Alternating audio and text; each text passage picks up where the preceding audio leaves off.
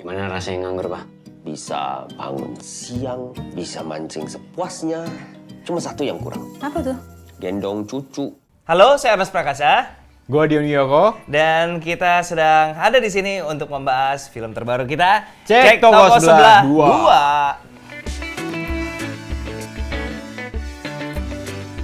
2. Tentang Johan yang mau jadi petenis.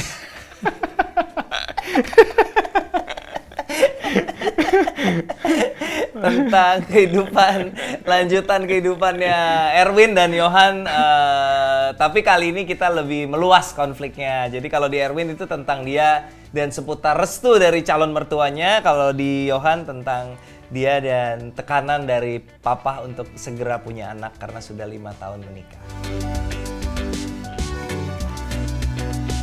Penambahan karakter ada gitu dari anak ponakan yang dititipkan ke Johan gitu, yaitu Amanda yang diperankan oleh Widuri dan juga mamanya Natalie yang diperankan oleh Mbak Maya Hasan.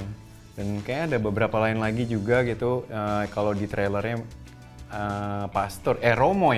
Pendeta. Oh, pendeta. Romo Katolik. Oh iya, pendeta. Pendeta sama ada beberapa lah, tapi yang utamanya 2 karakter baru itu adalah Amanda dan juga mamanya Natalie.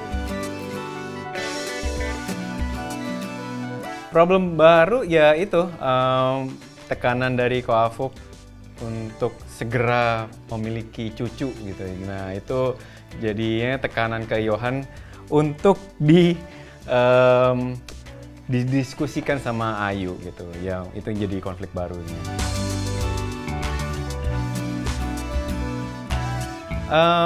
Dewasanya sih udah nggak perlu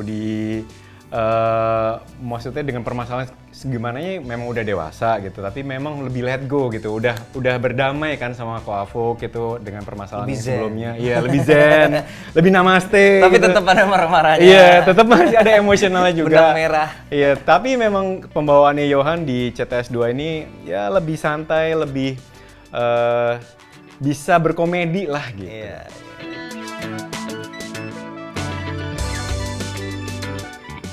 Sebenarnya kalau masalah rebound ataupun ngebangun chemistry lagi sama Asti nggak ada masalah gitu ya, karena memang setelah CTS pertama syuting itu kami masih ada project-project berikutnya gitu, jadi nggak benar-benar vakum selama 6 tahun nggak ketemu gitu. Jadi ya secara garis besarnya memang sebenarnya kita masih keep in touch juga, terus sering kerja bareng, ketemu di acara gitu. Nah pas dipertemukan lagi sebagai Ayu dan Johan di CTS 2 ini, jadi ya cukup mudah sih untuk flashback lagi gitu, untuk masalah karakter-karakter dari Ayu dan Johan dan teman-teman yang lain juga gitu.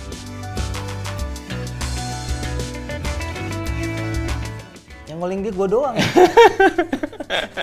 Saat itu lagi kosong banget gitu kan, telepon langsung, wah boleh banget nih Nes gitu. Ya enggak lah, karena memang ya kan CTS kan ada karakter Johan dan Johan ini ya Dion Yoko gitu. Jadi ya itu udah melekat sekali dan seneng banget gitu dihidupkan lagi karakter Johan ini dengan drama yang berbeda dan lebih dewasa gitu.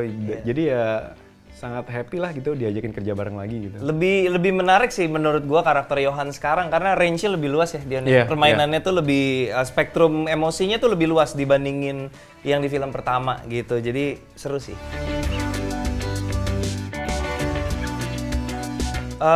Iya, jadi Cek Toko Sebelah yang ini terjadinya persis setelah film pertama, 1 bulan. Jadi justru malah yang series terus Ko Afuk nikah lagi tuh jadi setelah tuh, nanti jauh di depan. Jadi justru malah supaya menjaga kontinuitas di dunia filmnya, kita melanjutkan timeline dari film pertama langsung gitu sih. Jadi sebenarnya jangankan series nonton film pertama pun nggak perlu juga, harusnya bisa tetap nikmatin kok film yang kedua ini gitu.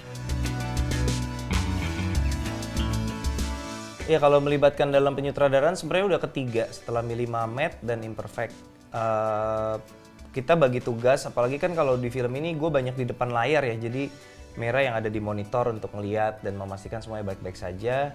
Dari sejak penulisan ataupun reading kita udah intens diskusi, jadi ya rasa-rasanya walaupun apa ya, pasti ada argumen, pasti ada perdebatan, tapi yang penting visinya udah sama gitu. Kita memandang memandang film ini udah punya visi yang sama, tujuan yang sama, pemahaman yang sama terhadap apa yang harus dilakukan terhadap cerita dan karakter-karakter yang ada di sini. Jadi ya bisa dibilang relatif lancar lah sampai selesai.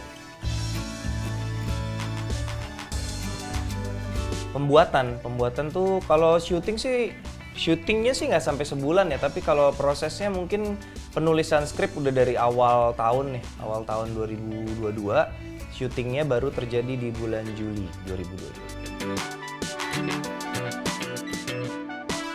Tradisi aja kali ya, kebetulan film pertamanya ngenes itu Desember 2015 dan sambutannya oke, jadi akhirnya dari Star Vision memutuskan untuk kalau filmnya Ernest rilisnya Desember gitu, jadi kayak semacam ya kebiasaan dah, dan orang udah terlanjur kayak filmnya Ernest Desember gitu, ya udah gitu, jadi kita keep di situ gitu.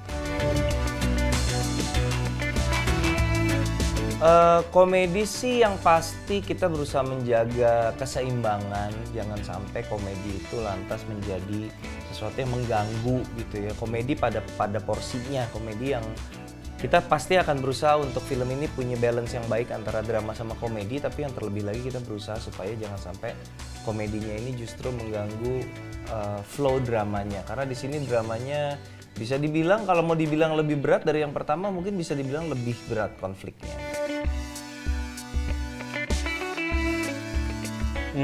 Momen seru sih pasti kalau buat Johan, kalau lagi di geng Capsa itu sih, itu nahan ketawa pada saat take itu memang luar biasa susahnya gitu, karena mereka bertiga tuh solid banget dengan perdebatan yang sangat penting banget itu yang akhirnya tuh tiap kali take tuh selalu ada aja gitu kelepasan ketawa dan lain-lain, sampai akhirnya memang untungnya Ernest pun juga lebih cerdas untuk memanage waktu, yang akhirnya tuh shotnya mereka itu nggak ada gua dulu gitu biar nggak ngeganggu, habis itu baru ke guanya mereka udah selesai dengan close up.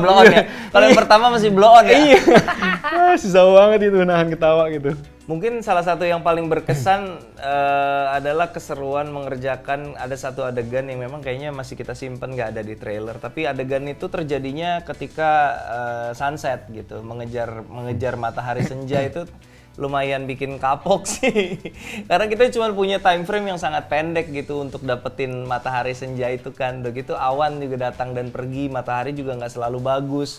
Jadi abis ini akan mikir-mikir puluhan atau ratusan kali kalau mau nulis lagi ada adegan yang terjadinya ketika matahari terbenam. Ternyata susah, gampang nulisnya, pas syutingnya setengah mati ternyata.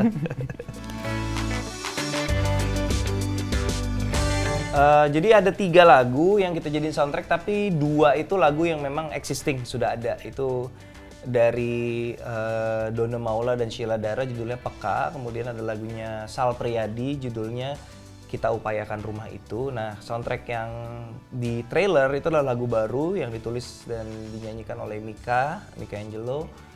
Judulnya adalah Terjanji. Itu adalah original soundtrack film. Pesan utamanya adalah bahwa di dalam sebuah keluarga kadang-kadang orang tua itu tidak selalu tahu apa yang terbaik buat anak-anaknya. Jadi ya sebagai orang tua juga harus mendengarkan apa yang menjadi keinginan atau pandangan dari anak masing-masing. Kadang-kadang orang tua merasa orang tua udah punya pengalaman hidup lebih panjang, pasti lebih tahu.